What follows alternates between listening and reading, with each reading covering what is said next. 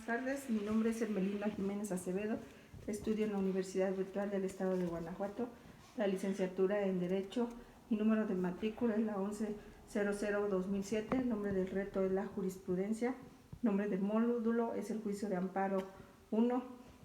el nombre de nuestro asesor es el doctor en Derecho Jesús Aguilera Durán, la fecha de elaboración es el día 7 de octubre del 2021.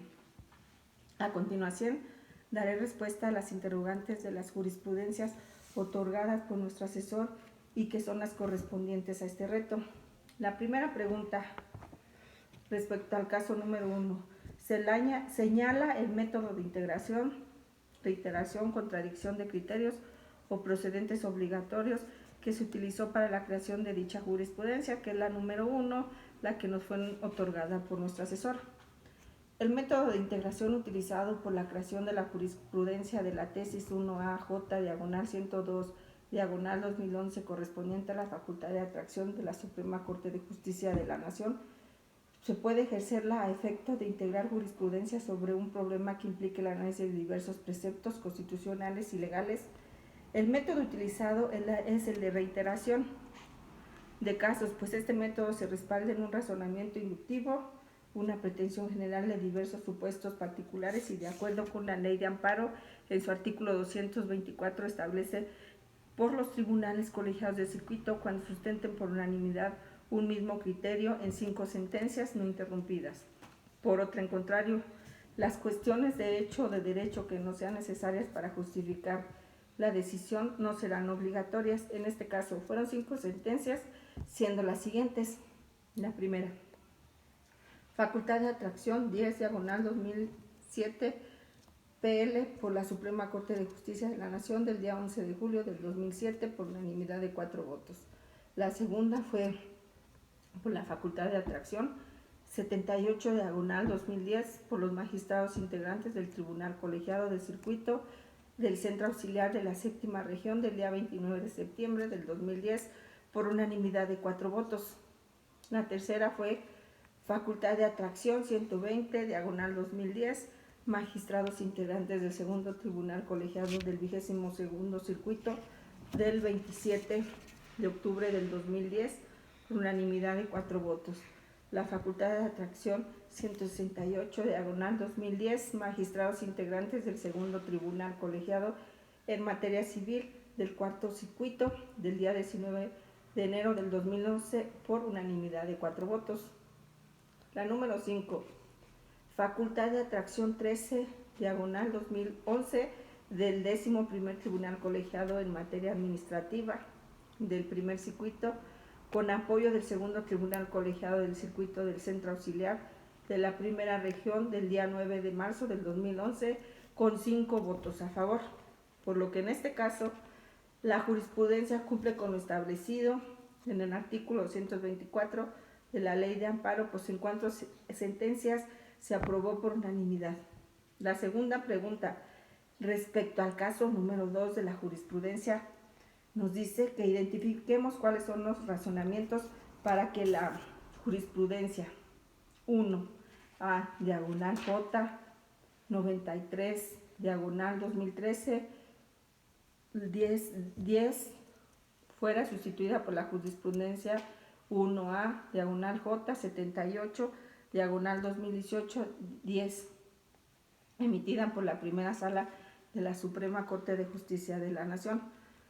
Los razonamientos por lo cual la jurisprudencia 1A diagonal J 93 diagonal 2013 10A fuera sustituida por la jurisprudencia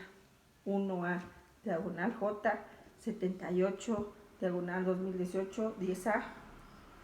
Esta fue sustituida debido a que interrumpe el criterio sostenido por la propia sala, donde sustenta la orden de citación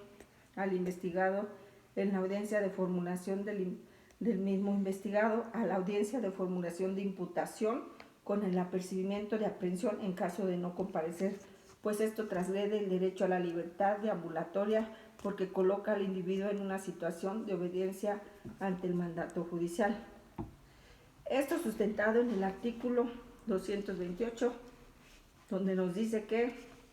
los tribunales no estarán obligados a seguir sus propias jurisprudencias Sin embargo, para que pueda apartarse de ellas, deberá